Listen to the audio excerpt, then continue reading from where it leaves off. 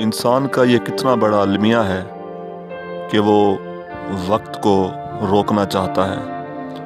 वो इन गुज़रते लम्हात की गर्दिश को कुछ देर के लिए थामना चाहता है, रोकना चाहता है, लेकिन ऐसा करना उसके इख्तियार में नहीं है, उसके बस में नहीं है। वक्त की गर्दिश को भला कौन रोक सका है। बरसों पहले पढ़ी गई चौथी जमात की उर्दू की किताब आज मुझे बहुत कुछ याद दिला रही है, मगर अफसोस मैं बहुत कुछ भूल भी चुका हूँ। मैं भूल चुका हूँ कि ये किताब मैंने किस साल में पढ़ी थी। शायद 90 की दहाई का कोई साल था, शायद 1995, 96, 97, मुझे अब याद नहीं। किस उस्ताद से पढ़ी थी अब मुझे याद नहीं। हाँ, स्कूल शायद मुझे याद है कि मैंने किस स्कूल में पढ़ी थी, और इस किताब के मुख्तलिफ असबाक पढ़ते वक्त मेरे साथ मेरे कौन से हम जमात बैठे थे, मेरे अगले डेस्क पर कौन से मेरे दोस्त बैठे थे, मेरे पिछले डेस्क पर कौन से दोस्त बैठे थे, अब मुझे मुकम्मल तौर पर याद नहीं रहा। किस सबक का टेस्ट हमने दिया, किस सबक को सही याद ना करने पर हमने उस्ताद से मार खाई या डांट खाई, अब हमें कुछ भी याद नहीं रहा। कौन सा सबक किस दिन पढ़ा गया, वो मौसम कौन सा था, वो महीना कौन सा था, सर्दी थी या गर्मी थी।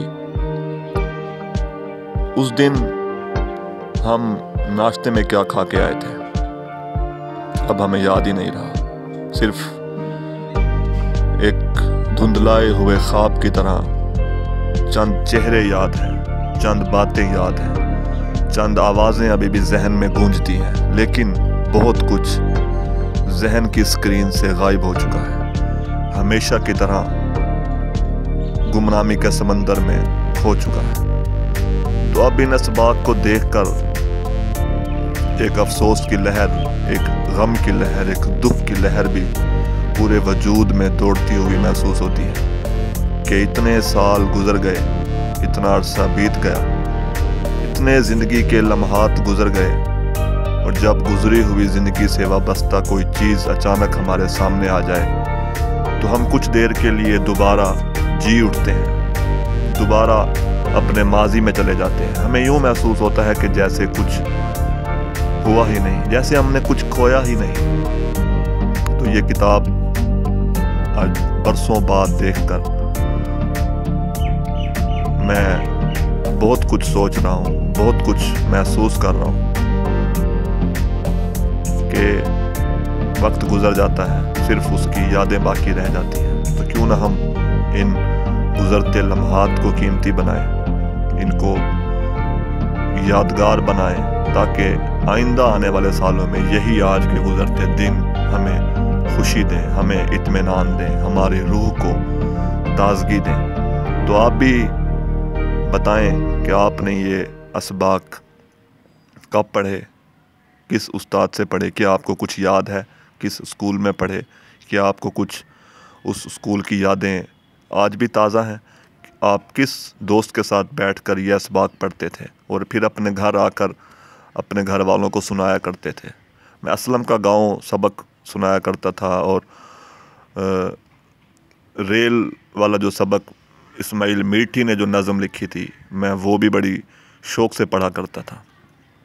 तो आप भी बताएं, अपनी यादें हमारे साथ ताज़ा करें, ताकि हमें भी अंदाज़ा हो कि और कौन लोग हैं जो अपने अपने माजी को याद करके आज भी आहें भरते हैं, आज भी अपने गुज़रे लम्हात को एक पल के लिए दोबारा जीने की तमन्ना करते हैं, ख्वाहिश करते हैं कि काश वो हमारा माजी लौट कर आ जाए, लेकिन ऐसा नामुमकिन है।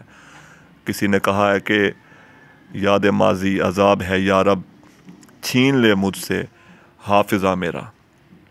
तो वाकई जब माजी से वाबस्ता चीज़ें सामने आती हैं तो एक अफसोस की लहर दौड़ती है और एक गम की लहर जिस्म में दौड़ती है कि काश हम एक पल के लिए उड़कर दोबारा माजी में चले जाएं, लेकिन ऐसा नामुमकिन है।